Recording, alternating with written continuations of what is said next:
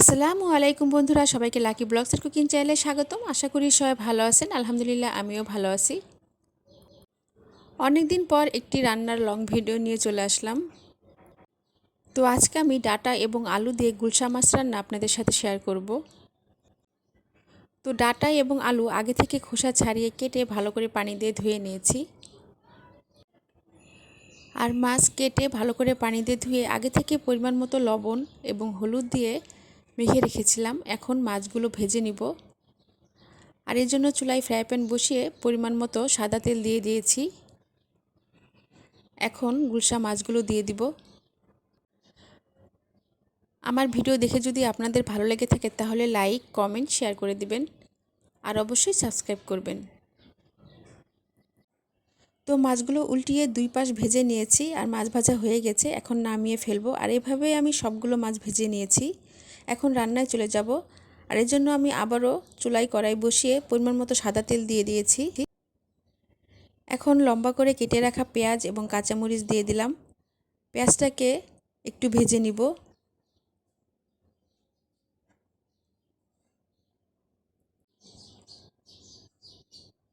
তো পেঁয়াজটাকে কিছুক্ষণ ভেজে নিয়েছি। এখন পরিমাণ মতো আদা রসুন জিরে একসাথে বাটা দিয়ে দিলাম। পরিমাণ মতো হলুদের গুঁড়া, লাল মরিচের গুঁড়া, স্বাদ মতো লবণ দিয়ে আবারও একটু নেড়েচেড়ে দিব।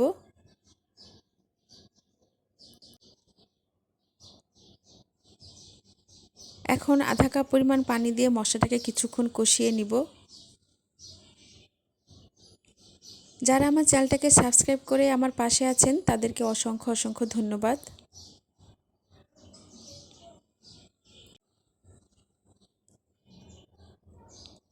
তো মশলা কষানো হয়ে গেছে। এখন আলু এবং ডাটা মশলার মধ্যে দিয়ে একটু নেড়েচেড়ে দিব।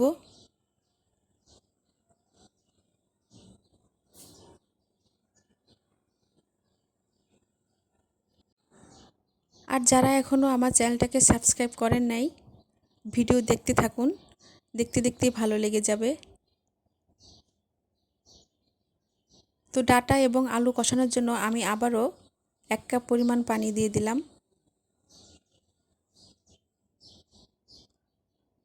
এখন ডাটা এবং আলু কিছুক্ষণ কষিয়ে নিব।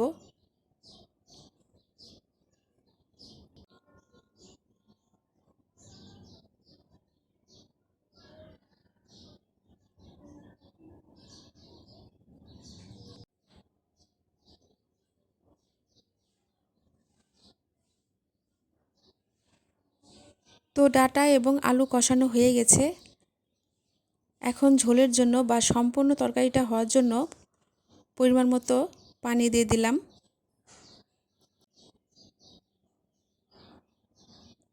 এভাবে ডাটা দিয়ে যে কোনো মাছ রান্না করলেই খেতে ভালো লাগে।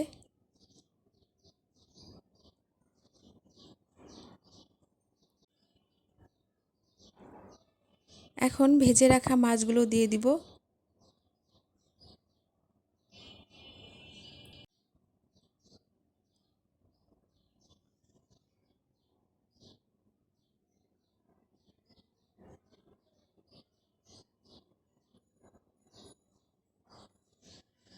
তো সবগুলো মাছ দিয়ে দিয়েছি।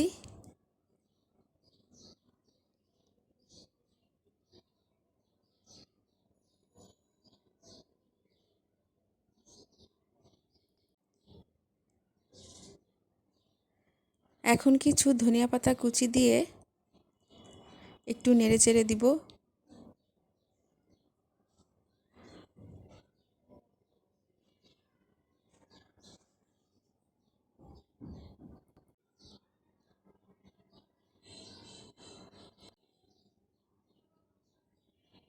দেখুন তরকারি কালারটা কিন্তু সুন্দর হয়েছে।